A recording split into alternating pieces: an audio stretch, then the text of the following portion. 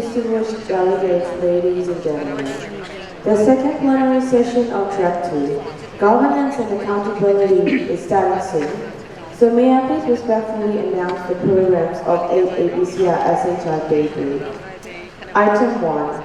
Second plenary session on Track 2, Governance and Accountability, is happening soon at Plenary Hall. Item 2. 15 minutes of refreshment break. Item 3. Second parallel sessions will commence at 10:30 a.m. for 1 hour and 30 minutes. Item 4. Lunch break, as well as second lunch symposium on moving from MDGs to SDG for improving maternal and child health will run at the same time. On the first floor, poster presentation will be on standby. Hence, we would like to invite the participants to visit the respective stands if you would like to further discuss about posters. Item 5. Second satellite session will commence at 1:45 p.m. Item 6. 15 minutes refreshment break until 3:15 p.m. Item 7. Field visits and sightseeing around Mayfield. The buses for field visits will be leaving at 3:15 p.m. on dot in front of MICC2. We would like to request everyone to be on time. Item 8. There will be a national costume show at 7 p.m. in MICC2 Plenary Hall. The costume show is free of charge and dinner will not be served. Yet, there will be a variety of food stalls outside the hall. Dear distinguished delegates, ladies and gentlemen, the second plenary session on Track 2, Governance and Accountability, is starting now. So may I please invite Moderator Dr. Niente, Retired Director, Program Management, WHO Regional Office for Southeast Asia, to moderate the second plenary session. Good morning to the distinguished participants, as well as to the Excellency Dr. Tengteng He, Dr. Zenwe, Dr. Yinian, and all those dignitaries sitting in the front row. This morning's session is on governance and accountability. We have 3 speakers with me, and all these are very strong activists, reformists, anti-corruption specialists, parliamentarian, founding members of various committees and organizations. So, which means that they are high-level people in their countries as well as in the region. And we would like to hear from them as well. We would like to hear their views, thoughts, and ideas on the 3 topics in the context of governance and accountability. So the 3 topics that we have planned for this session is health leadership and governance in local government for maternal, child health, and family planning services in the Philippines. The second topic is advocacy and action in Papua New Guinea in the Pacific region to raise awareness on sexual and reproductive health and rights aspects of sustainable development goals. And the third one is, in fact, we have changed the title a little bit. I just got it this morning. But in terms of content, it is not much change. The title is Claiming Accountability for the Fulfillment of Women's Rights. First, I would like to introduce the speakers. First is Mr. Ernesto Aguilar. In the middle, he is from Philippines. He is the president of Zulek Family Foundation, former minister for agrarian reform and vice chair of Social Reform Council. And sitting on the right of me is Mrs. Shireen Pervin Haq from Bangladesh. She is a very strong and staunch activist, women's rights activist for decades. We need such type of people in our country as well. And founding member of very leading women's rights organization in Bangladesh, as well as the founder of the Committee for Protection of Fundamental Rights in Bangladesh. So he is a very big shot in Bangladesh. And the third professional is Mr. John Hyde from Australia.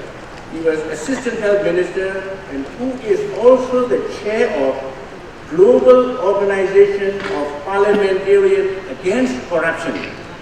We call GOPAC, and he's also a former parliamentarian member from Australia, and currently he is serving as anti-corruption consultant, UN Pacific Regional Anti-Corruption, UNPRC project, and Suva, Fiji. So we have anti-corruption specialists, activists, and all these. I would like to really hear from all of you, because this is also very much for our country, in our country's context also, especially at this point in time.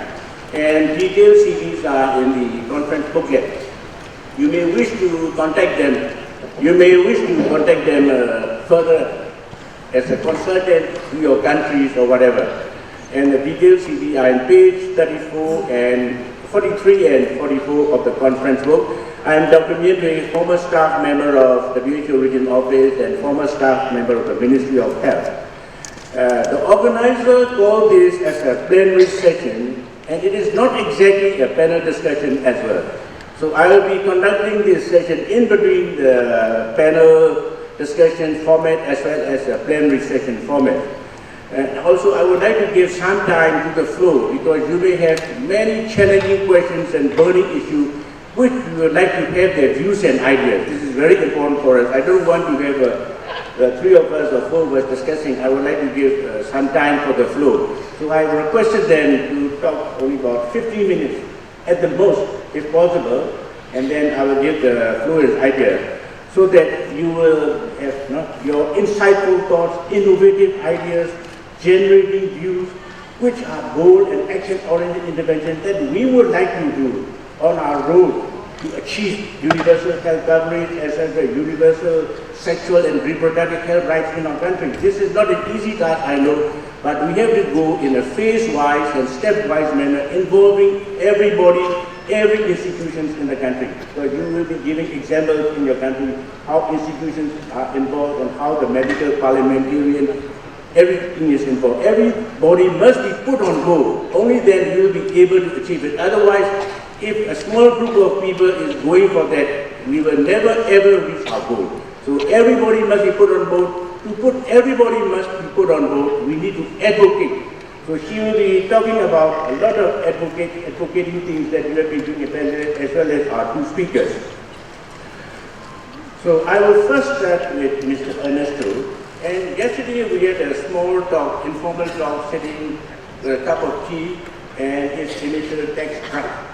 So when I quickly gone through this draft, I found out that you are going to talk a little bit about health change model, which you are going to propose and which you have done. In that model, you mentioned that leadership and government with respect to local government are clearly explained. How local government should be involved in reaching our goal, like sexual and reproductive health rights, etc., etc. And you also mentioned that you have involved elected parliamentarian officials. How these people should be involved in influencing the health outcomes of the poor as well as women in reducing the maternal mortality ratio. Your experience will be very useful for us. And could you also share your views and ideas how NGOs can influence and interact with local government so the health outcomes will be a lot better. So this is also very much required in our country's context, the role of NGOs. It is very important. Ministry of Health is only one player in the field of health. The role of INGOs, NGOs, CBOs, all development partners must be working as a team. So could you please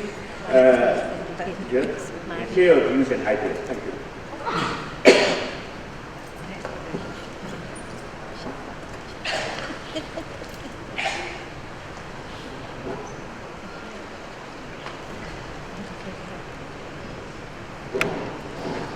Can I have the first slide, please?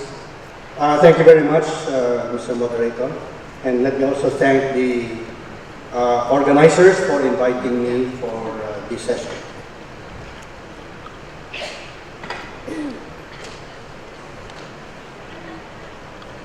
Can I have the first slide, please?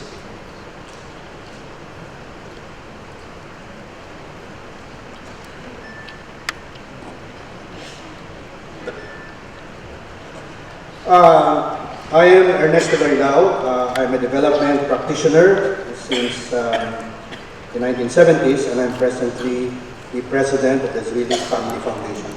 I think the background here is in 2008, my former colleague in the Ramos government, who was an incoming chair of the Zwillig Family Foundation, asked me if I was interested in the foundation that was headed towards a new direction, which was really health for the world too. I'm not a health professional. I'm a development practitioner, but I thought this was something that was important at that time. Next slide. Just briefly about the Zwillig family and the Zwillig Family Foundation. The family traces its lineage to a Swiss gentleman who arrived in the Philippines in 1901 and eventually moved into business, trading business. And his two Philippine-born sons, Stephen and Gilbert, eventually expanded and diversified into healthcare across Asia and the Pacific. That's why the family was very much interested in health. In 2008, the Zwillig brothers decided to transform the corporate foundation into a family-funded foundation whose policies and priorities are determined by the family. So there is, they divorced it from the business interest, and it's now the family that determine the policies of the foundation. Next slide, please. By 2008, when I came in, it was obvious that the local government code, which devolved basic services like health from the central to the local government, was not leading to the desired health outcomes it needed. The assumption here was first, local government will increase budget allocation for basic services like health if it was going to be devolved. Second, a devolved system, devolved health professionals will be given decision-making space within which they can make timely and effective response to local health issues and emergencies rather than just wait for the central government response. All this did not materialize across the board. So by 2008, you see that as a result of the devolution, the health system became fragmented, resulting in the inequalities of health outcomes to the disadvantage of the poor. So if you take a look at life expectancy in 2008, if you are in rich urban areas, your life expectancy is over 80. If you are in rural poor communities, your life expectancy is less than 60. The maternal mortality ratio in poor rural is more than 150, and in rich urban is less than 15. So you really see the disparities of health outcomes between rich urban and poor rural. Next slide, please. All right. The immediate reason for the deterioration of the poor health indicators was obvious. Being poor, 64% of them would just go to public health clinics and hospitals, where services, with a few exceptions, were either substandard or not available because of limited resources. And it was not just the lack of resources. It was also obvious that the local chief executives or the mayors were unprepared for the devolution. They received no intervention to understand the public health. And this was aggravated by a weak public voice in health, resulting in weak demand for quality health services, and thus correspondingly inadequacy in the supply of health services. It is therefore important that in a devolved health system, one must take a look at improving the local health system, and in a devolved setting, the health leadership of the local elected town official becomes key, because ultimately it is he or she determines local health policies and its implementation and the resource allocation.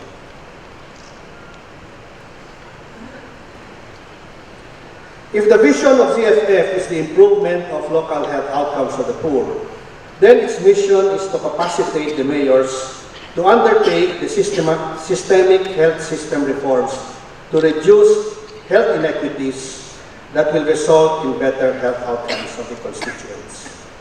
The focus of the mayors, as I said, was two reasons. First is that health institutions were weak, and therefore health professionals were dependent on the resource allocation of political leaders. If the political leader did not prioritize health, then health services would be severely affected. The second concerns the weak voice of the poor in public health.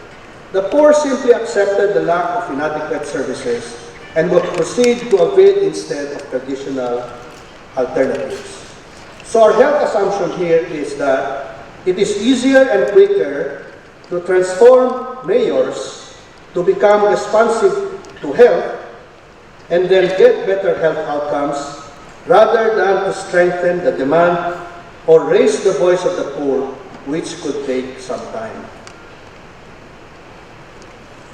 Since health inequities in the Philippines are complex, the ZFF change model requires a leadership approach to address human inequities. And this is the bridging leadership approach, initially co-developed by Synergos Institute and the Asian Institute of Management. Central to this leadership approach is the transformation of the mayor, inner transformation of the mayor, by connecting his life's purpose to his or her constituents' health indicators. The interior transformation is deeper, more personal, and has more lasting impact. And the personal transformation results in ownership of his constituents' health. The framework has two phrases. First one is ownership. And under this segment, the leader looks at his purpose and his passion, assesses his leadership capital, and looks at the health inequity challenge at hand. He systematically analyzes it, looks at the different stakeholders embedded in the system, and who are responsible for producing the poor health outcomes as well. And having done this, the leader looks at the preferred health reality as well as his response to make that reality happen. He owns his part of the system, that is in producing health outcomes. And so he must also own what needs to be done to improve them. Under the co-ownership, he assembles the internal and external stakeholders identified and engages them to start the process all over through dialogue and multi-stakeholder processes. And finally, when there is a shared agreement to come up with better health outcomes, they co-create new institutional arrangements to reduce health inequities so that the health systems and programs and services are equitable, therefore improving health outcomes, especially of the poor. The leadership framework is prescriptive. What we say is follow the framework and you will end up with the outcomes. The next one, what we did, having decided on that, is to pilot the program. So we piloted it in 72 mostly low-income towns with great health outcomes. It is a 2-year fellowship program for the town health leadership team composed of the town mayor and the town health officer.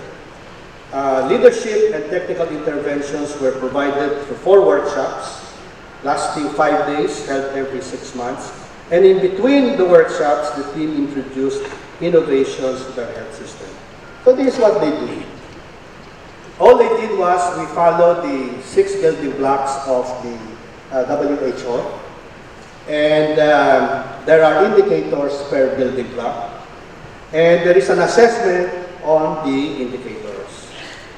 If they reach the target, it is green. Halfway to the target, it is yellow. And if they are not within the target, it becomes red. Mayors like this because they said, okay, if I am going to address health, and if I am to improve health, all I need is 1 page. All right? And all I need is an assessment of the different factors in the scorecard so that I can address it. This is an example of a community in Lapuyan. This is in Zamboanga, it is in southern Philippines. When it joined the program in 2010, this was the assessment. And at that year, they had 6 maternal deaths. Their MMR was something like 1,200. Next. This is after 2 years. Their scorecard was turned mostly green. And between 2011 to 2014, they had 0 maternal deaths. And the latest is this. Next slide, please. They have no more reds, they are now in greens. They have improved local health system with an improved scorecard. Unfortunately, they had 1 maternal death, and who was a migrant from another city and came to Lapuyan to deliver birth, but without records or prenatal, very difficult to determine. The next one is, what is the track record of the 72 pilot municipalities? These 72 did not start at the same time. A cohort of 6 to town each was launched yearly. So you can see a significant maternal death reductions after 2 years into the program. It started out with 74 as the baseline. After year 1, it was 63, and after year 2, it was 48. The dramatic, so you start out from, you look at the values here, from 74, by 2016, all the 72 reported 13. More dramatic is the increase in facilities-based delivery, which was at 27 at baseline and increased to 81 by 2015, higher than the national average of 17. What accounts for this? Mayors and their health systems can claim responsibility because they made certain health decisions. Number 1, they activated their health boards. They allocated higher budgets for health. They increased health manpower. They put in a pregnancy tracking so that they were able to track all the pregnant women in the municipality and ensured provision of ante and postnatal care.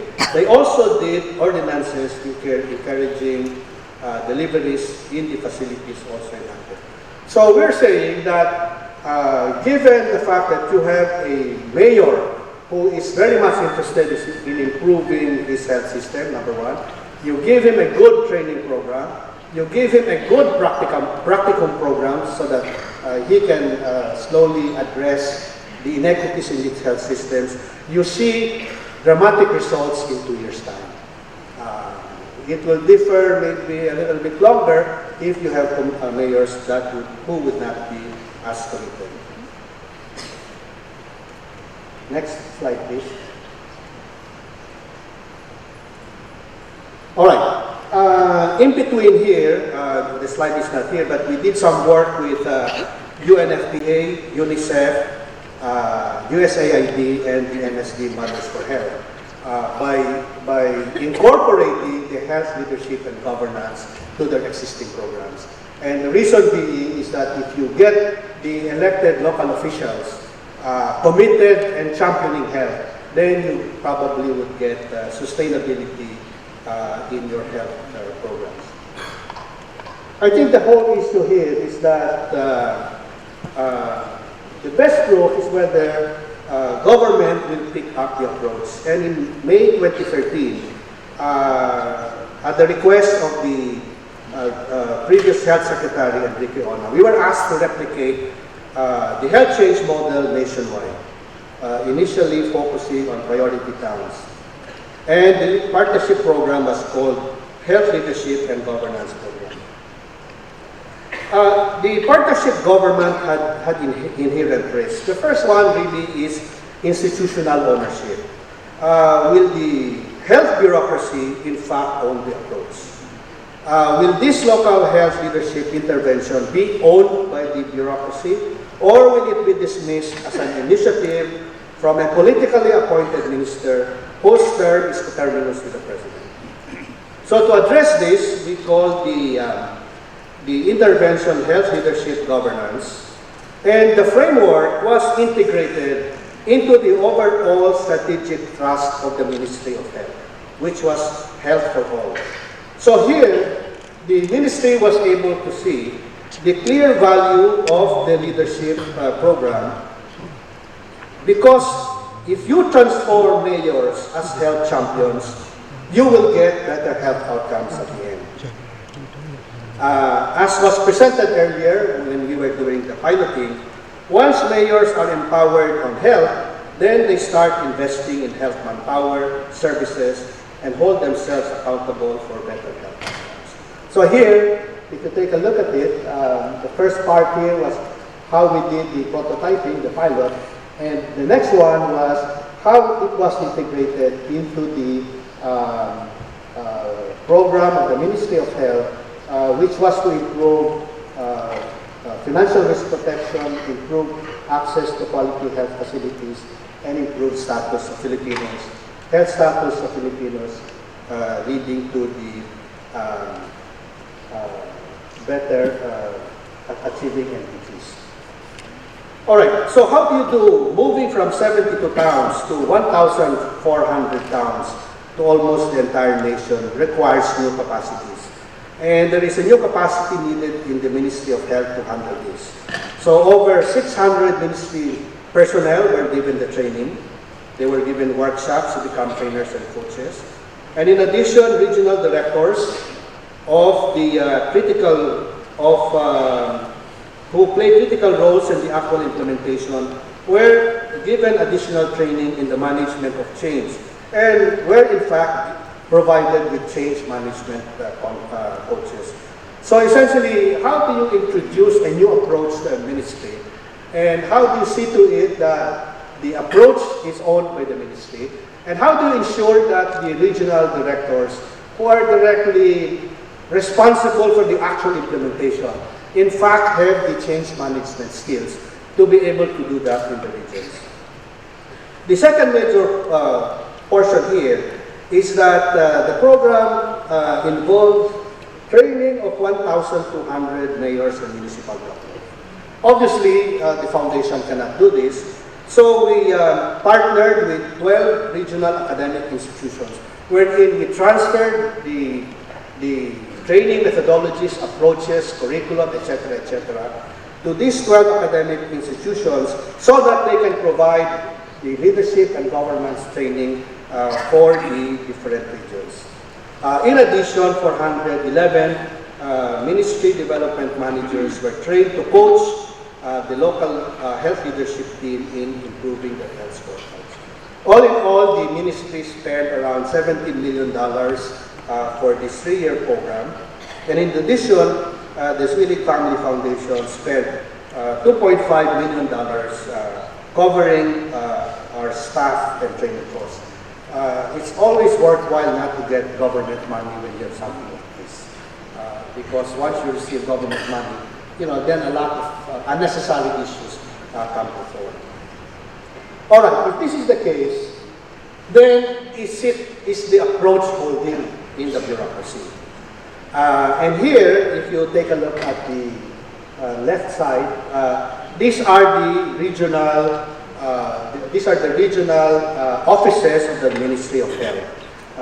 They are 15, all right, and it is headed by the regional director. And for the period to situate that this is institutionalized, they have to address their capacity building programs, meaning to say, is the academic partner trained, and number two, are the relevant ministry personnel trained in health leadership and governance. That is insofar as the capacity building is concerned. The next is the practical of what they track are the scorecards in the participating towns improving, all right, as a result of the training and as a result of the practical. If it is improving, then you see the greens. If it is not improving, you see the reds. The third one, the last one is really the health outcomes. are the regions delivering in terms of health outcomes according to targets? Are they meeting their targets in terms of MMR, IMR, TB, etc., etc.? So if you take a look at these things, the ones that lag behind are really the health outcomes, because you only have 3 regions showing yellows, all the rest are in reds. So what we're saying is that you do the capacity building, you do the practicum, and given 2 to 3 years time, your health outcomes will improve. And we shared this assessment with the Ministry of Health, and by and large, they agree with the assessment. And they say that it has something to do with the leadership of the regional director. If you have a good regional director of the ministry, fully committed to the approach, then he's going to move, he's going to do what it takes to be able to finish the capacity building programs and do the practical deliverables. So here, if you take a look at it, You have 20 minutes already, Mr. yeah. If you take a look at it, you will see Region 1, Region 4A, and Region 3 moving the thing. All right. Is it working? All right. So this is the initial report. Those who were trained in batch 3, if you take a look at it in 2013 when they started, their maternal deaths was 113. By 2015, it moved down to 65. In batch 2014, the batch 2014, the 2013 was 138. The 2015 was 67. So really, you really see the drop in the maternal deaths. The other one that I'd like to, this is likewise the death in the hospitals. We also involved 35 provinces with 33 priority hospitals. They made their own assessments of the quality of care insofar as the hospitals. We also involved the provincial governors, and initial results is that we see a decreasing number of deaths in hospitals. Finally, does health leadership and governance for local officials in countries with the gold systems make a difference in improving health outcomes like maternal mortality, infant mortality, etc.? My answer is yes, considering that health interventions to reduce maternal mortality and infant mortality are really local and within the ambit of local governance. As stated earlier, in countries where local health systems are weak and the community voice of public health is also weak, then perhaps the strategic opening to improving health outcomes in the short term could be local political leadership. When the voice of the public health is weak, where communities do not demand public health accountability, or where national government do not do their health oversight functions, there will be no incentives for local politicals to do good health. With limited resources, would it not be better to spend these funds for basic infrastructure, schools, livelihood opportunities, where the public voice and demand is strong? My own experience is that when mayors know about public health, when they know their poor health system causes the deaths of mothers, infants, and children, when they acknowledge their part in the system causing these deaths, when they own the deaths and the systems that produce them, then they begin the transformation process by becoming a health champion, accountable for less maternal and infant deaths. The whole issue is you need to have transformation for them to become accountable. This interior transformation of political leaders in health, concept, and process are relatively new and only beginning to gain traction in the Philippine local health system. If local elected... It's almost 25 minutes, Mr. Oh, sorry. Yeah. So hopefully if we have this, then we'll be able to see that we will have a helpful My apologies for going out of time, and thank you and have a good day. Okay, thank you. I know that we can speak for another 2 hours, but anyway, I would like to give some time for the participants to interact with you. So our second speaker is John Hyde. He's an expert on Pacific Island issues. In fact, this topic has to be given by Mrs. Dane. She couldn't come due to health reasons. So John Hyde is an expert in the Pacific region, so he is speaking on behalf of her, but most of the ideas are coming from him, taking some framework from the regional presentation of Mrs. Dane Carol Kidney. She's a well-known, very well-known person in the Pacific region. So based on the discussion, which we have made yesterday, John Hyde, in the rapporteur room, I would like to highlight how was progress made to build political will in the Pacific Parliament for sexual and reproductive health rights, particularly in PNG. Because she, the one who has to come, she is the only member, female medical parliamentarian out of 100 MPs in PNG. And to achieve implementation, as we had said, for sexual and reproductive health rights, how important in the Pacific is it to target decision makers and budget holders to get more funding?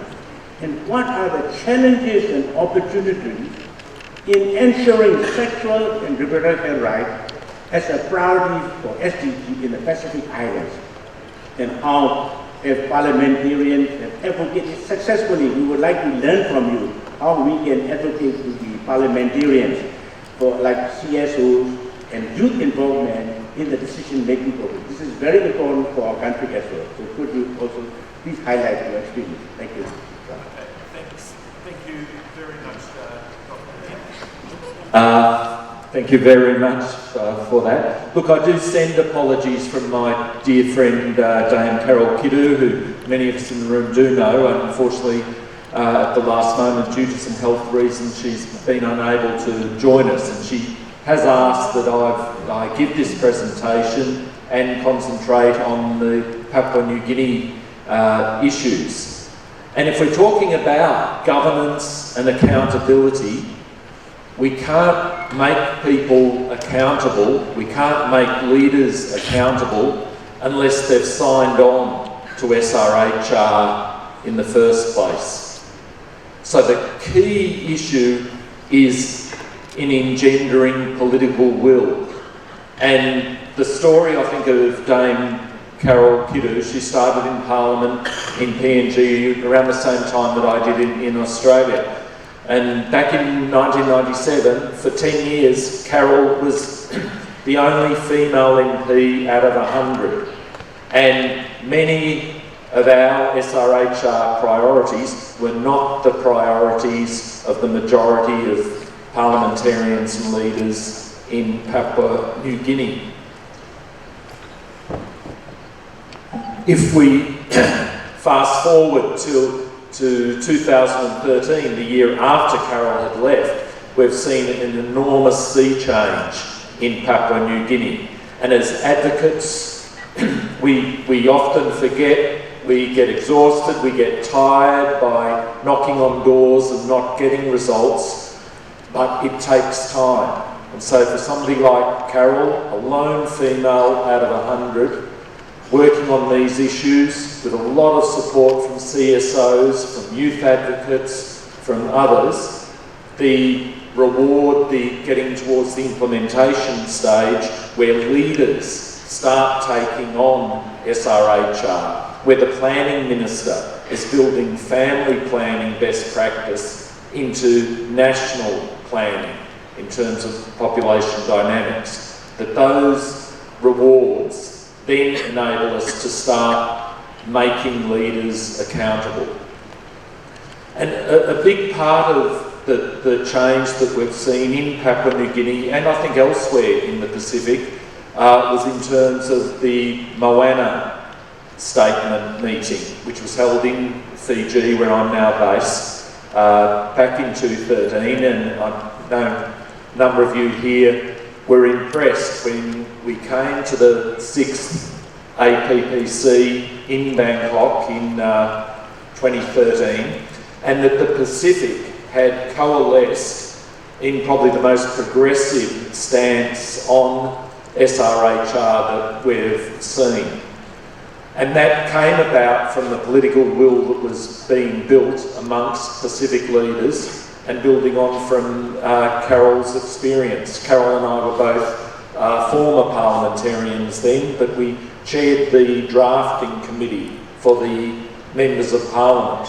And what happened in that Moana statement, which we'll remember had a clear commitment to comprehensive sexuality education in primary schools as well for the first time in the Pacific, and a number of other inclusive human rights-based commitments, was that because it had been signed on by not only members of Parliament, but in the Pacific there are very small parliaments. So it's quite easy to get leaders or deputy leaders or health ministers to be coming to parliamentary workshops. And so because you had the political will from the majority of the 15 Pacific Island countries that attended that Moana statement workshop, that was then able to filter down into the foreign affairs representatives, who often in small countries are the ones representing our SRHR issues at the UN in New York, or even the regional meeting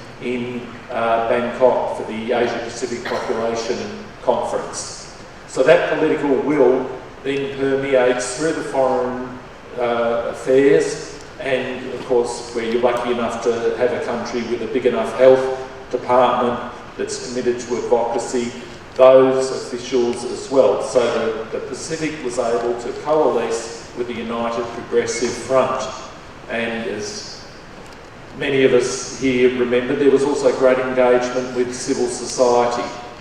I think one of Carol's great successes in Papua New Guinea was helping to establish the small group, the Safe Motherhood Alliance, which is an advocacy civil society group based in Papua New Guinea, but it works hand in hand with SRHR service delivery CSOs, but also in terms of advocacy for parliamentarians, government officials, local governments, local governors in PNG.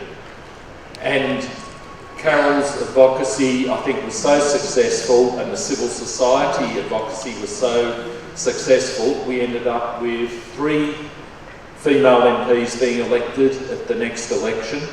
And we also then had the Papua New Guinea government committing to funding this civil society advocacy group. So it's government money from the government budget, they're then prioritising our issues of SRHR.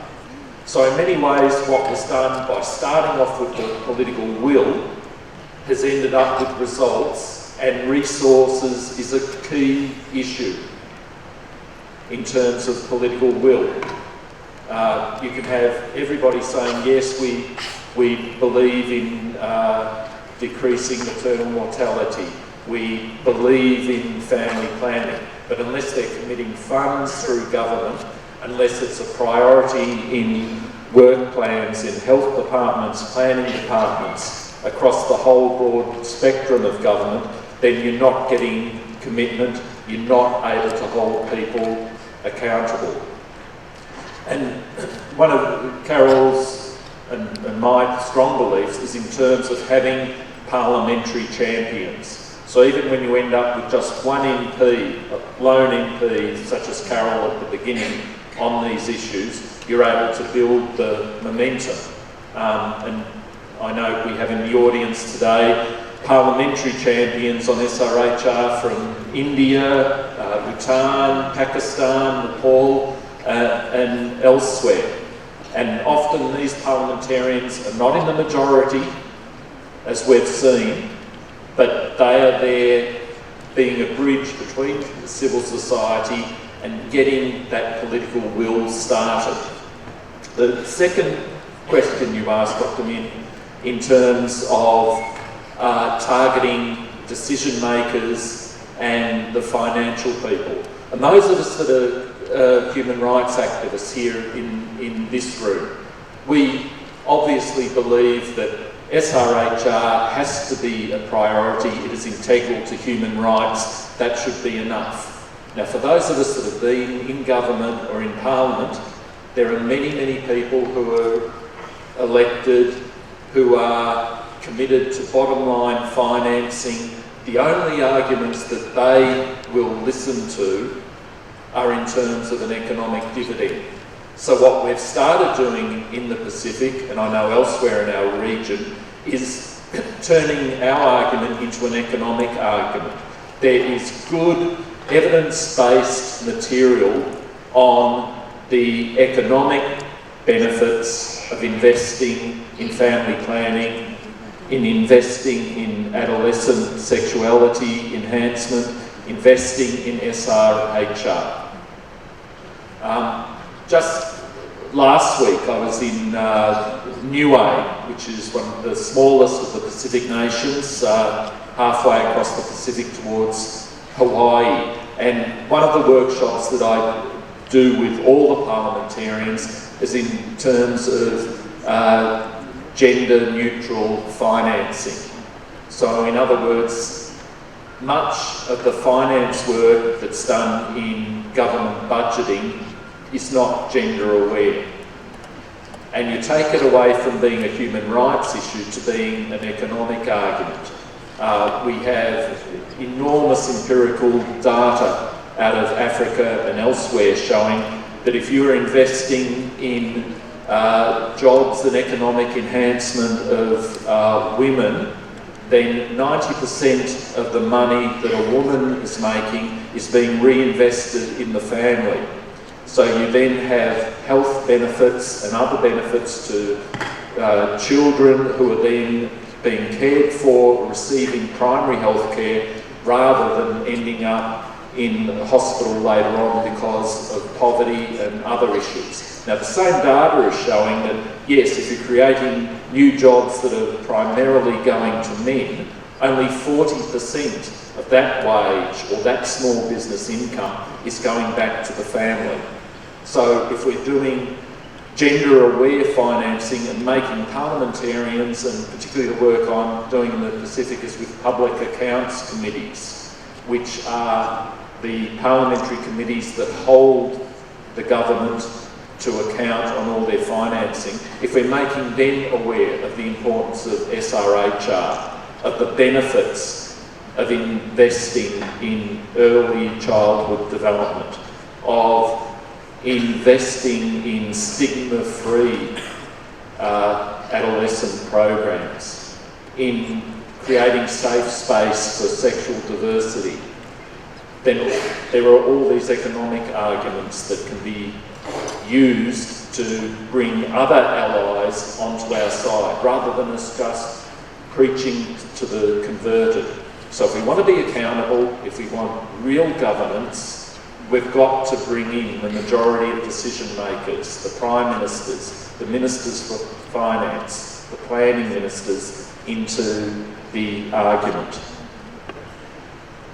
If we look again at the Papua New Guinea experience, where while Papua New Guinea is now a middle income country with great resource, the natural resources, in terms of engaging civil society to ensure that the money that is coming into a country from its own means is also being used responsibly. The third issue that you touched on was in terms of the SDGs.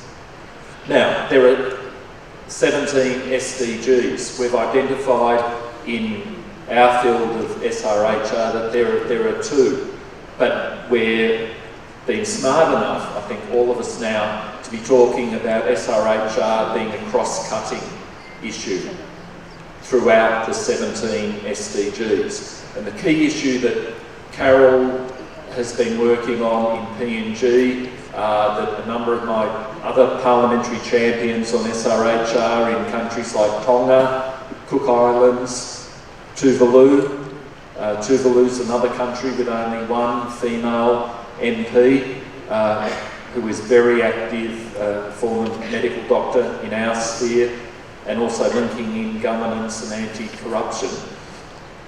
And that is in terms of getting the governments to make sure that own budget funding is there, that it's not just about looking towards donors and the priorities of donors, but when they are developing their national Sustainable Development Goal plans, that SRHR is in there, not only in terms of the health.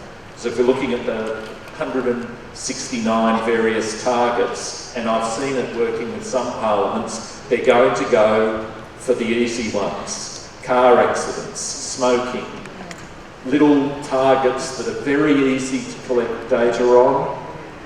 You know, when somebody's died in a car accident, you're very much aware in terms of smoking. So there are some issues and targets within the SDGs that are going to be very easy if countries are looking to say, we're a small country, we can only take on 30 priority targets in the SDGs. Our job as advocates, our job as people committed to SRHR is to make sure that in our own countries, our governments, our parliaments, our departments responsible for the SDGs are prioritising SRHR, that is one of the key areas for indicators and targets that our countries are going to commit to in the next 15 years. And I think that's one of the key messages that Carol's asked me to convey. We're already into the first year. I know many countries are ahead of the game. I think that the Philippines and Pakistan have established strong SDG national committees already. Other countries haven't. Many are leaving it to the bureaucracy to look at what their priorities will be. There's a big space for CSO and youth involvement, and certainly we want to make sure that parliamentarian champions on SRHR are there at the table on the SDGs as well. So those key issues to get political will are going to have big benefits during the next 15 years for the SDGs. We've got to be raising the status of SRHR, and every country's different. We've got to be using national specific, national sensitive tools that are best suited to getting those results in our own countries. Thank you. Thank you very much. Now, Mrs. Karim, I know that you can talk for the whole day, So for the sake of giving time for the participants, I would like to restrict you 15 minutes as much as possible. So, in fact, I got transparency this morning because we have a little bit of problem with internet. So I've quickly gone through your PowerPoint presentation, which is really good. So you are actually advocating on fulfillment of women's fundamental rights and guaranteeing their fundamental freedom. It's not an easy task, I know. As you go for these, what are the challenges that you have encountered, the constraints and obstacles, and how you have overcome all these involving the human rights commissions and many organizations in Bangladesh, and also for the violence against women. I think you have several fronts that you are spearheading in Bangladesh. So I would also like our people in our country to follow suit like her so that women's rights, these should be at the forefront. We have a very strong organization like MMCWA and violence against women, many, many things. So they may wish to have your ideas, so please, 15 minutes. Right. Okay, I have slightly changed the title because as I started to work on it, I realized that we are actually working on a broader issue of claiming accountability for the fulfillment of women's rights.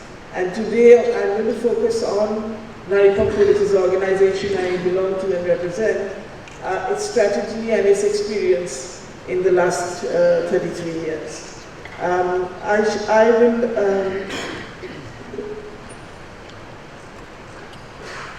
okay, this is just a picture of a poster, which was our very first poster, which I think was the beginning statement for Naripokko.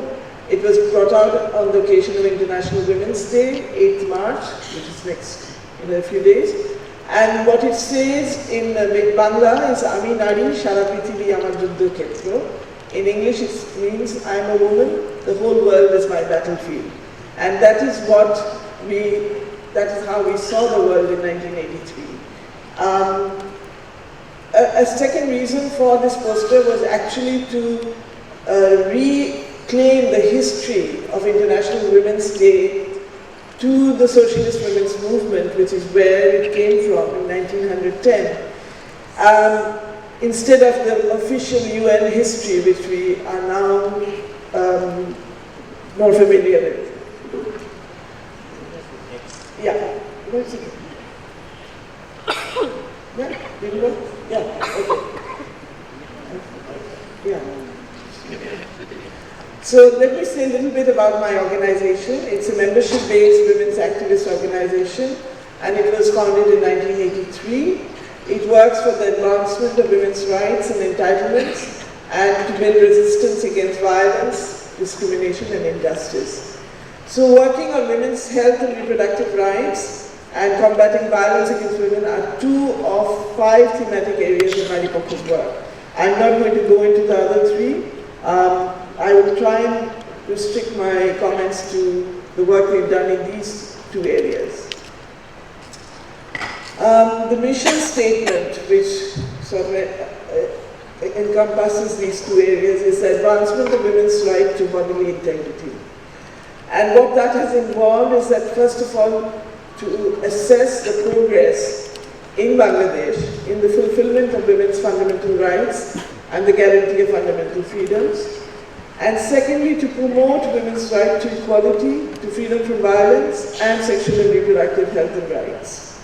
And this mission statement was adopted by Nasreen Haq, who was a member of Naripokko and a leading women's health activist in this region. And this followed the work, this work was actually a follow-up. The work on claiming accountability was a follow-up to her very intense engagement with the ICPD process. We have since then been trying to follow in her footsteps, and in this effort we have been supported by Arrow. Okay. This work involves a multi-pronged approach, and those who are familiar with the human rights framework will recognize this. On the one hand, we are engaging with duty bearers, which is government. We are also, on the other hand, mobilizing rights holders, which is mainly our target group is women, but not restricted to women. And thirdly, we also seek the intervention of guardian institutions, such as the National Human Rights Commission, such as the parliamentary committees.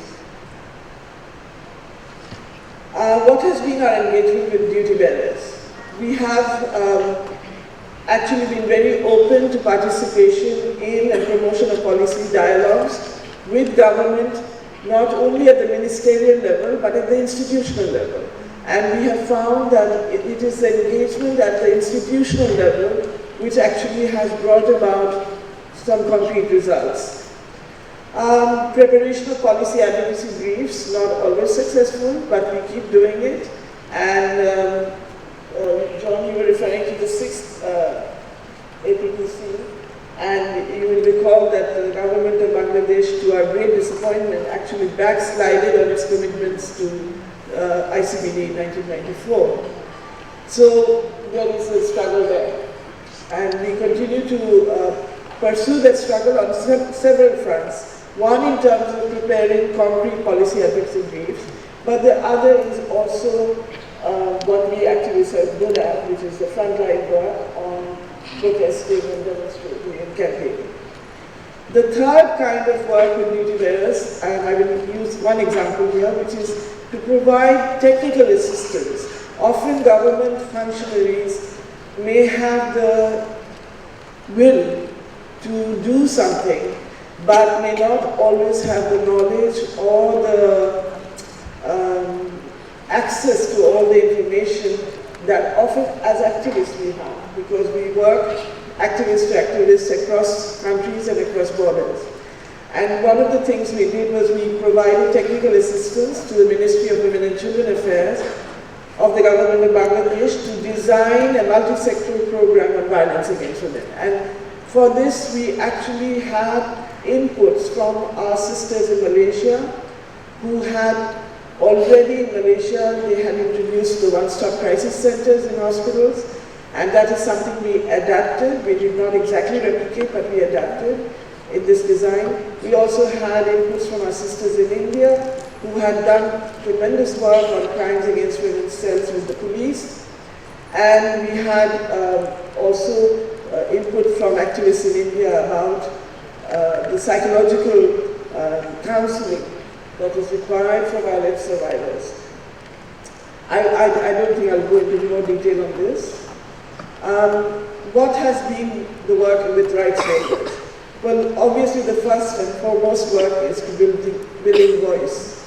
And it is not that women have not had a voice, but that voice has been of a selective few.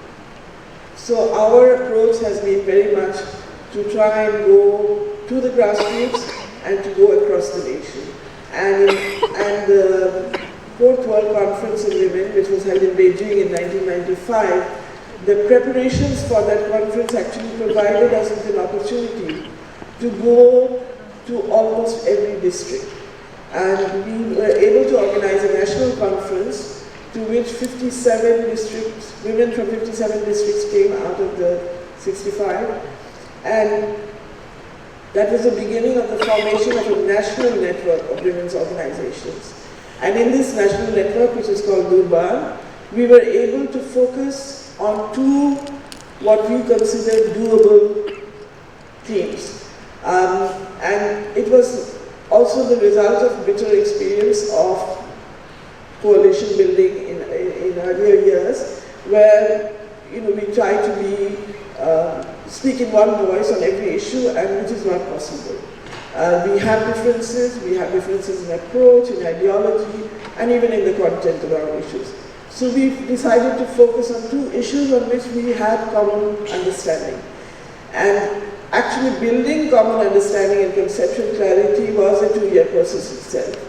And the two issues were violence against women, which we saw as the greatest threat, not only the incident of violence against women, but also the intimidation and the possible threat of violence against women as the greatest undermining factor of all the achievements in Bangladesh on women's development, and women's education, women's income earning, etc., etc.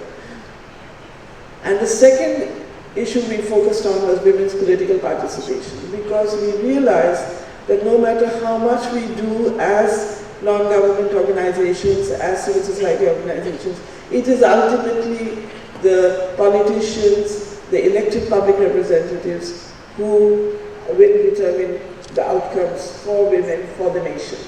And so we focused on women's political participation.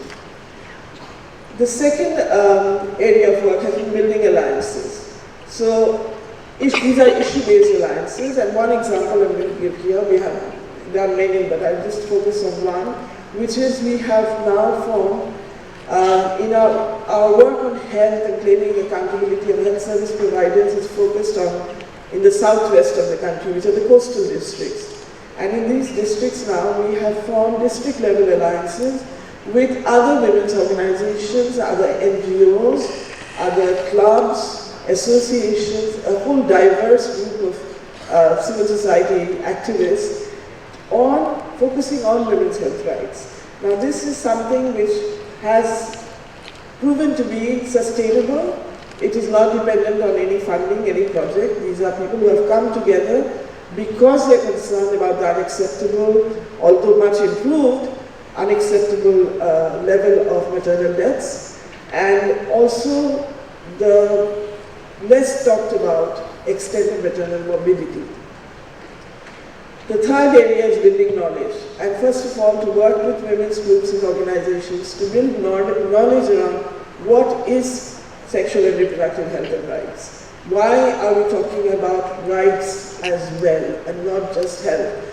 Again, at the 6th APPC, much to our disappointment, our government chose to talk only about not even sexual, reproductive health and not rights, and certainly not sexual anything.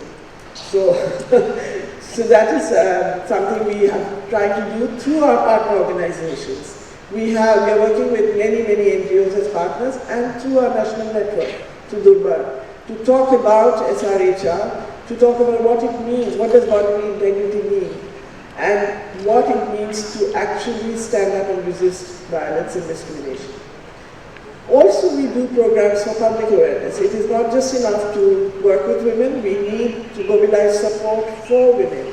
And so we have public awareness programs which involve the observance of particular days like International Women's Day or 28th May, the Day of Action for Women's Health, etc.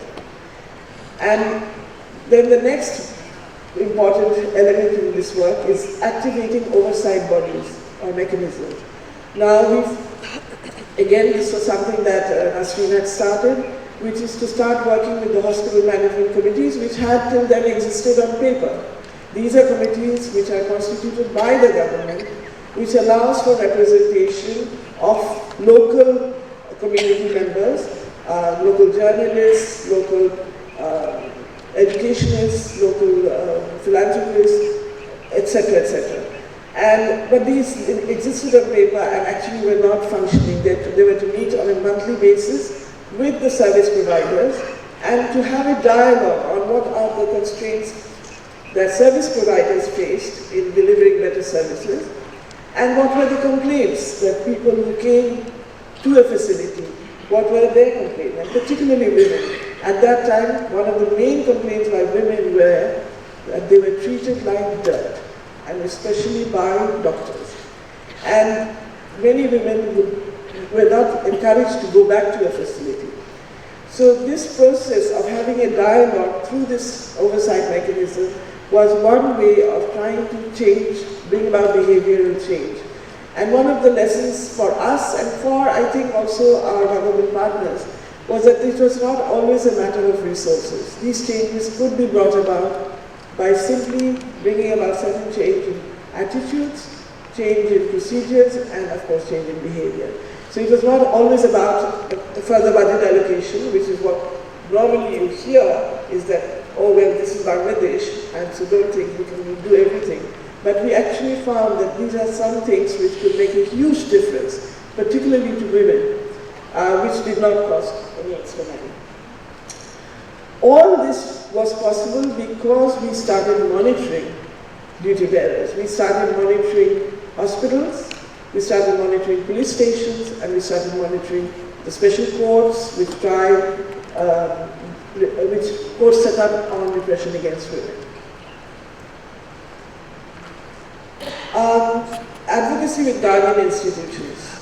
We recognized at a point that no matter how much we bang our heads with service providers, with ministries, with departments, with government agencies, that there were times when the lack of political will actually just really got in the way.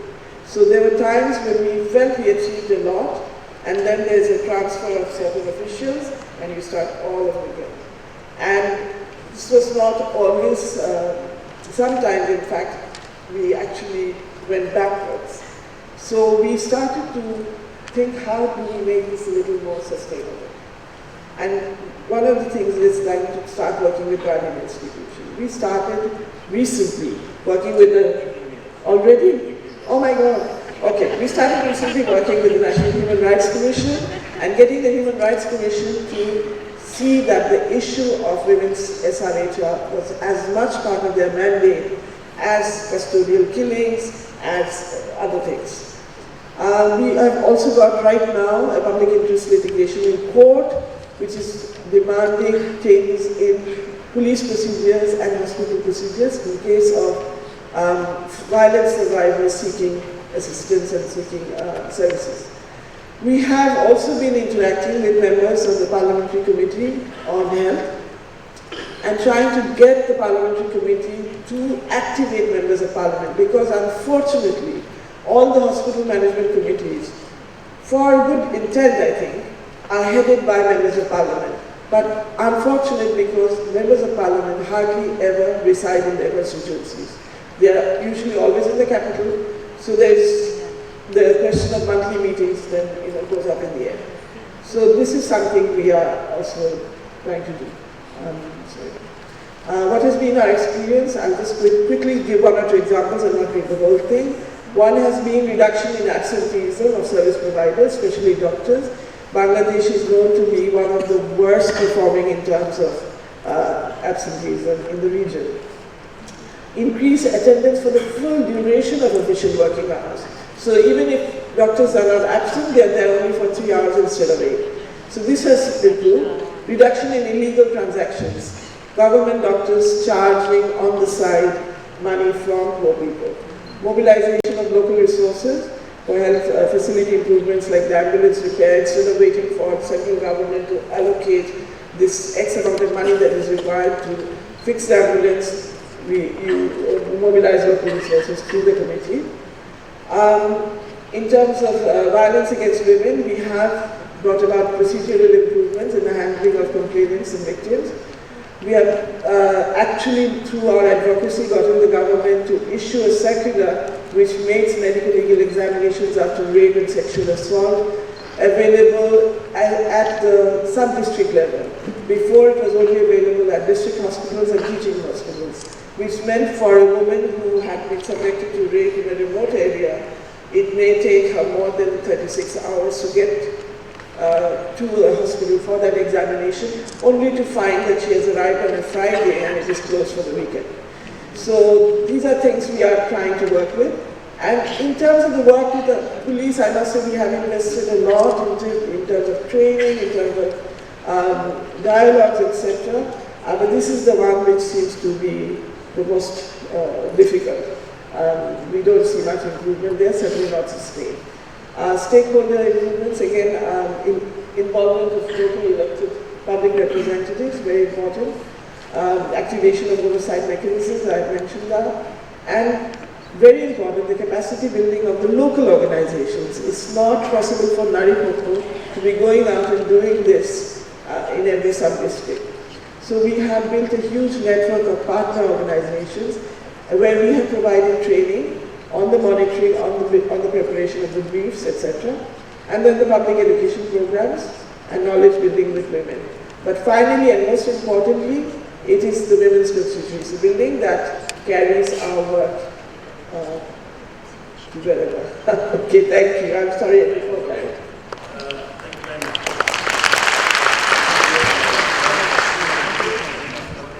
Request you, the MMCWA members and the violence against women members, they wish to discuss separately with her during the conference period, because they have a lot of activities, strategies, interventions which may be applicable in our country's context. With that, I would like to open the floor for questions, and please, questions must be very straightforward and to the point, and they will be answered very quickly. Please.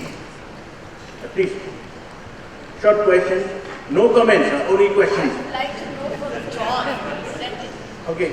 that he was talking about the finances, and he was stating the few examples of the... So John, I want to know how you are going to meet the finances under these SDG goals, because lots of, 17 under 17, lots of ideas needs finances. You have said the Prime Minister, Minister, Finance Minister, they should be involved. But how you can plan, or how can you suggest that the finances can be arranged so that we can meet the goals? It is very important. So I would like to know. Can you introduce yourself quickly? I am from India, Biplab Thakur, Member of Parliament. Very quick. Thank you very much, Mr. Biplab. The key issue in advocating to Prime Ministers, Ministers of Finance, Treasurers, Public Accounts Committees is the economic advantages If we look at issues such as ending violence against women, by rapidly decreasing the number of women who are being abused, there's an economic result in terms of people not presenting to hospitals, people not being incapacitated so as they can look after children. All of these issues, while ending violence against women is a huge human rights issue, there is the economic argument. So by saving money, by investing in women's health, in adolescent sexuality, in the status of women, there is a demonstrated financial advantage. Now, by conveying that to your ministers of finance, to your public accounts committees, to others, you can then make the argument for investing in terms of attaining the SDGs, that by meeting targets in the gender goal, there is going to be an economic advantage in terms of lower hospital presentations, more economic productivity in the workplace. Thank you. Mr. John. Please. Mr. John, this is Anand Bhaskar Rapolu from India, Member of Parliament in the Upper House. The Sustainable Development Goals, broadened from the Millennium Development Goals from 8 to 17, is inclusive of health and gender equality, and all other allied topics were included in those 17. But still there is argument to properly reallocate the goal-wise subjects so as to have the comprehensive focus and to get the proper ministerial mechanism at the national level. This one, besides, there are certain supportive mechanisms for the climate protection, wherein this is also a sort of societal climate protection. Why there is not that type of focus from the international community to help such nations which are having very less health budget to look after these health and rights, in particular the reproductive and the sexual issues of the society? Okay, my colleagues may be able to help on this issue as well. Again, now that all the nations have agreed to the SDGs, the focus, I think, of the international community is much less. All the focus has got to be on national SDGs and the priorities nationally. And I think that's why we need the advocacy from yourselves as members of Parliament in India, that India is not saying we will treat all 169 targets equally, that these key issues have got to be priorities, and then to be looking for the partnerships with particular international donors and others to build capacity in those areas. The big failure of the SDGs will be if everybody tries to attain everything. Whereas the MDGs, there were just 10 and there was lots of wriggle room. Now it's a lot more accountable, the targets, the indicators. We've got to be a lot more smarter and careful in the way we engage with the SDGs. Yeah, I think your question is a very high level question. It will take 2 hours to satisfy you, you know. So anyway, we have answered to the extent possible. We may not be possible to give all the pros and cons and the issues related to your questions, no? And okay, please introduce quickly. Not Canada, also from Myanmar, no? Anybody? I'm Jen Rivera from the Philippines. Oh, am I the one? Yes, please. Okay. Quick. My question is directed to Ernie Garilao. I find this presentation to be very uplifting. I mean, I'm a Filipino and I didn't even know that this was happening in my country. But my question to him is, given the fact that our mayors are elected on a 3-year cycle, how are you addressing the issue of sustainability when a mayor is changed after 3 years, after you've invested in training him and his staff? Thank you, please. Quick. Actually, in reality, they really go for 9 years because they can have three-year terms. So when they come to us, we really tell them, don't look at 3 years, look at 9 years. And by that time, you really get to have the program institutionalized in the local health system, plus, I guess, institutionalizing the demand from the community side. Thank you. Dr. Zinwe, please. I'm Zinwe from MNC2B. I would like to ask Mr. Lee, in our country, we have women's rights and the law enforces the rights. But all of the women, the adult women, they don't know their rights. And how can you raise the awareness raising in your country to know, in order to know how to have a knowledge to how to do the capacity building for that kind of people. For example, to put in the educational systems or a curriculum like that. Thank you. Okay, that's a very tough question. In Bangladesh, actually our government, our successive governments have done a lot to raise awareness on women's legal rights. Despite that, enforcement is very poor, and also claiming is at a very low level, because often the claiming of rights may require women to take positions against family members they love. And that is a very difficult issue.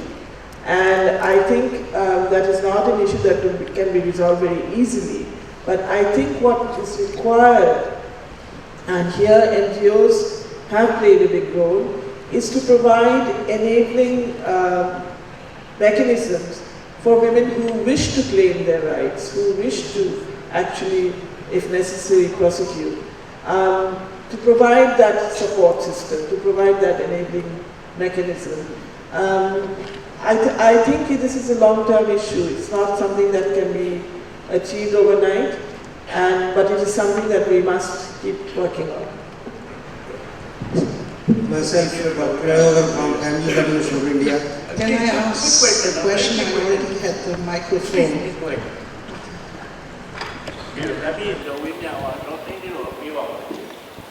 I have a question each for Ernesto and for John. Ernesto, the problem was your decentralization in 1991 failed. It fragmented, you had bad outcomes. The solution to your problem is what you did, which has wonderful outcomes. Maybe my question is provocative. In the beginning, when you recognized the problem, was there any deliberation to solve the problem by, okay, decentralization failed, let's not go ahead, let's centralize all over again? Was that considered at all as an option? John, I think this conference has done a wonderful job to ask you to present what happened in the South Pacific countries, and I think the Moena statement is something that you can showcase. I was a consultant for the WHO in 2006 for adolescent reproductive health, and we started in the Pacific Islands. And I was very, very impressed, although a bit surprised, that one of the biggest barriers which we managed to overcome was the influence of the church. My question to you, John, is how high do you rate the influence of religious leaders and the church? For Shireen, I have no question to ask you except that I look forward to hear more from you on the outcome of your public interest litigation cases. Okay, he's my classmate. I did 81, 82, MP's classmate. Okay, please quickly. Okay, the first one was when we looked at it in 2008, the government policy was really make devolution work. There were clamors for it to be decentralized. But at the end of the day, they said, since we have done the devolution, what is it that we have to do to make it work? That's number one. Number two, when we took a look as to why devolution did not work, it was very, very clear that there was limited capacity on local governments to be able to do their duties as devolved officials and devolved programs. This is in the question of duty bearers. The duty bearers just were not prepared to do the work. And if you will now give the intervention to the duty bearers to say what is health, what is required of you of health, etc., etc. Our own experience is that 80% of them will come to fall. That in fact they will do it. And I think the evidence shows that as it moves along, everybody was pleasantly surprised, including the Ministry of Health, that in fact you have local governments who became health champions.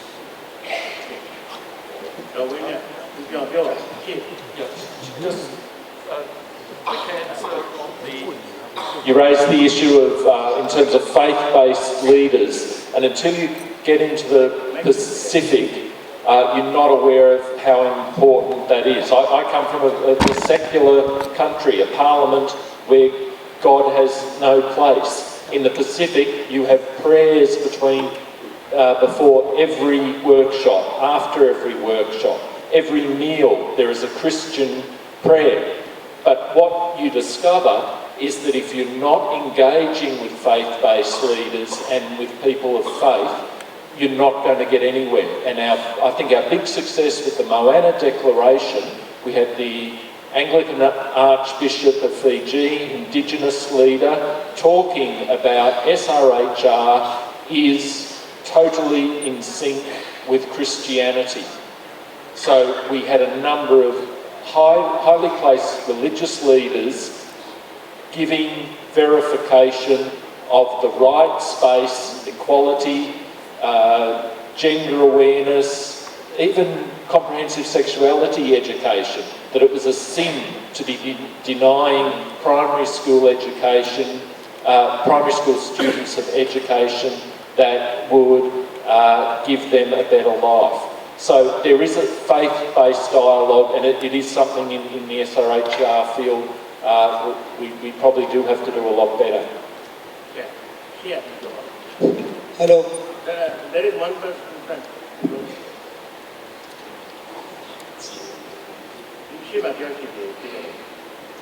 Because I have to recapitulate as well. Maybe about 3 minutes.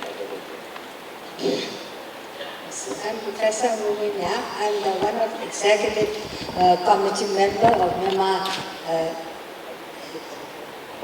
Medical MANS, Myanmar Academy of Medical Services, and also a patron of MFCWA. I got two questions. The first one is from Bangladesh and Ms. Sharon. How did you reduce the abstinence of the service provider, especially with doctors? Because that's a problem in our country. And the second one is, I'm thinking about the responsibility of the woman as a mother to look after the children, both the girls and the boys, especially on the reproductive rights and bringing about the education and the future. Whether to consider more on our family than to having a great education and also our role in outside the house. The reduction in absenteeism is not even across the board, but and it's certainly not achieved by Nari Pokkho alone. There has been very harsh criticism of the situation by the media and reported in the media, and the government also has taken steps. But in our case, it has been the oversight mechanism which is constituted by the government, getting the hospital management committees to meet regularly and to take this issue into account and to enforce working hours. So it is actually the oversight body which has helped to reduce absenteeism. But this is not, I don't think that it is a sustained result yet. It works when the management committee meets regularly, and when the management committee does not meet regularly, it's back to your question about whether to emphasize women's role in the family more than outside. I'm not sure that I can answer this very politely. I think as human beings, women have the right to be everywhere. If women choose to stay at home and give time to their family, that is their right. If women choose to have a career or work outside or go traveling or whatever, that is also their right. I think the issue is not so much whether women should be giving time to the family or to outside engagements, but whether men are giving time to the family. I think that is the issue today, is we have to stop thinking about that women have to do more and more, but get men to start doing more for the family, to become better fathers, to become better husbands, and to become better homemakers. My question is to Ms. Suri. Thank you very much for your enlightening speech. My question is, how do you monitor or how do you set up and organize monitoring the police station and hospital? Should I repeat the question again? My question is, first of all, I want to thank you for your enlightening presentation, which really helped us. My question is, how do you organize and set up monitoring system at the police station, hospital, and if you can explain this more detail, would be very helpful. Thank you very much. Okay. Very quickly, the permission, we had to get government permission to monitor police stations, and it took several months of actually meeting different people at different levels of the Ministry of Home Affairs and convincing them that we were not going to become an obstacle in the work of the police, nor were we going to be troublemakers, but that we simply wanted to be observers, and we were going to share our findings in regular, which were at that time bi-monthly meetings with the authorities.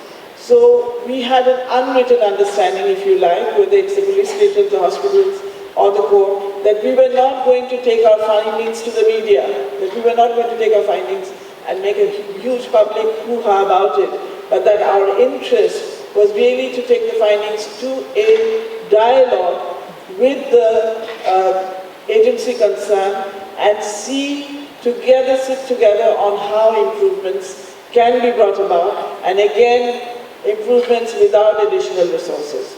So once we were able to convince the Home Ministry of that, we were given permission to monitor police stations. But I have to say, a few years ago, with a different government, different Home Minister, this permission was temporarily suspended. So we had to start all over again and convince. Because suddenly they realized, who are these people who are walking into police stations, etc. And so they said, who gave permission? And of course we had that original letter, or that was another government. Anyway, so these are problems. So it's once we get permission doesn't mean we have permission for forever. It has to be renegotiated and renegotiated every time.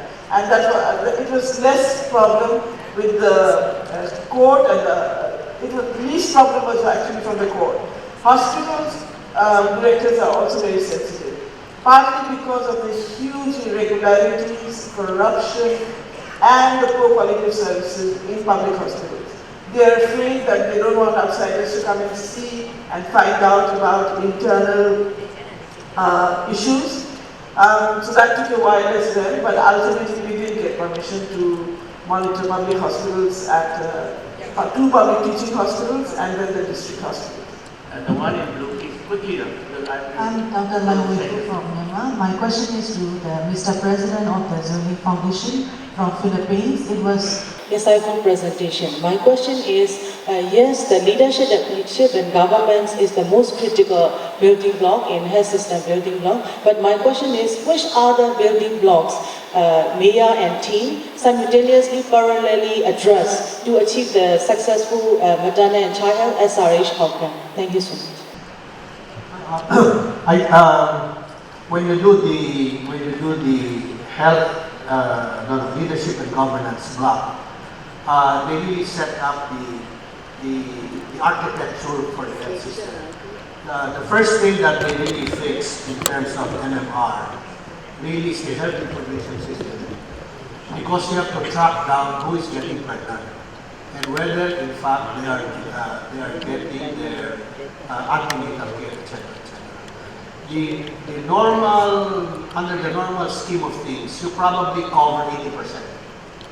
The 20% will be most difficult because they are living so far away, or they have traditional belief system, etc., etc. Which means that you have to come up with additional interventions to be able to get the other 20%. This does not include those that cannot be covered by the municipal health system, but would now go to the referral hospital. Either they arrive late, or they go to the hospital that is not prepared for critical obstetrics care. So you really have to address that as well. So you really have to take a look at the system. That's why maternal mortality issue is a very wicked issue. It's a wicked challenge. We only last two, because otherwise it's not fair for us. One and then okay.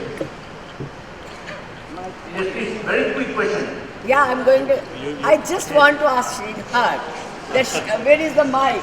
My voice is quite... It is loud. Still I want. Very quick question. Short and to the point, please. She has said that it depends on the men, whether they are looking after the house or not. I would like to know from her, if it is so, why don't we have the awareness among men? We are talking about women as well. We have to train these men so they can cooperate with us, they can come on equal basis, why they hit us, why they do us. So this is, I think, more important in this SDG goal, to keep these men for these things, not the women. Okay. Women are doing so much, so we have to take that. I want to know from her. No, you don't need to know. I have been total agreement. All men will agree with this proposal. Next one, please. The last one. Very good comment. Not only women. Yes, men. Please, last one. I have to... Good morning. Myself, Dr. Yoga, Family Planning Authority of India. As you know, noted economist and Nobel laureate from Bangladesh, Dr. Mohammed, he has initiated the concept of banking to the post. Whether that his efforts has elevated the position of women socially and politically. Second, my question is to regarding New Guinea. Kerala is the only parliamentary in 100 parliament years. Then what is the position of women in local bodies? The question about Grameen Bank, actually it's a very complex issue and has been made much more complex in recent years. I think it will take too long to explain that. I just want to say quickly in summary that yes, having access to credit and financial resources is very important for poor families, and Grameen Bank having given preference to women as conduits for receiving the credit has often resulted in an improvement of her position in the household, but not always. Sometimes that becomes the reason for exertion of greater control by the men in the family. So often she may be the borrower, but she may not have the authority to spend or invest as she wanted. So, but this is a minority of cases. On the whole, I think women have gained financially, economically, and socially. Whether they have gained politically is a big question, and it is a challenge that currently is being played out in the fact the women who represent the borrowers in the board have been fighting a government attack on Grameen Bank.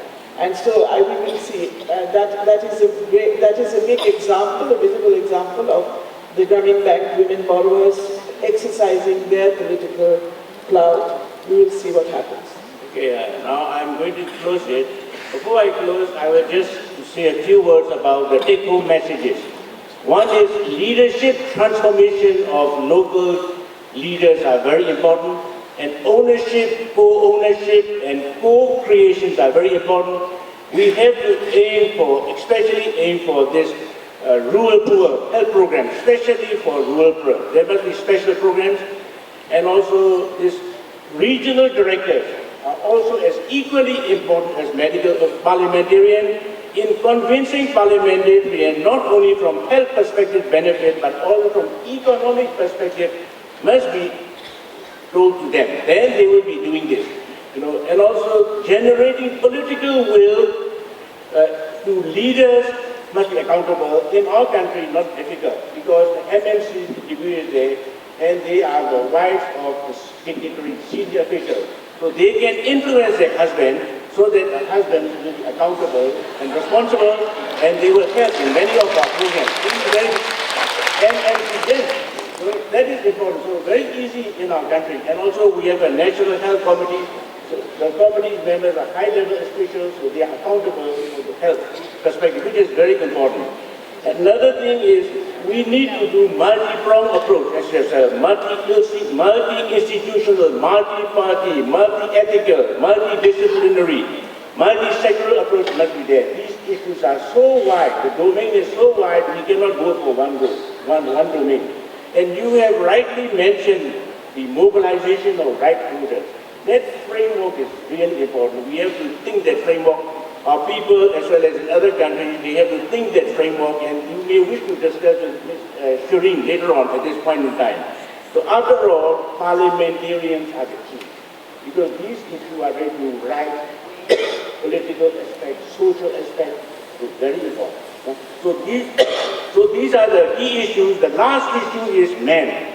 Men should not be a troublemaker or problem maker. Man is responsible to help these ladies or young youth or girls affairs. This is very important. With that, I would like to thank three of you as well as all the participants who are truly important. Thank you very much.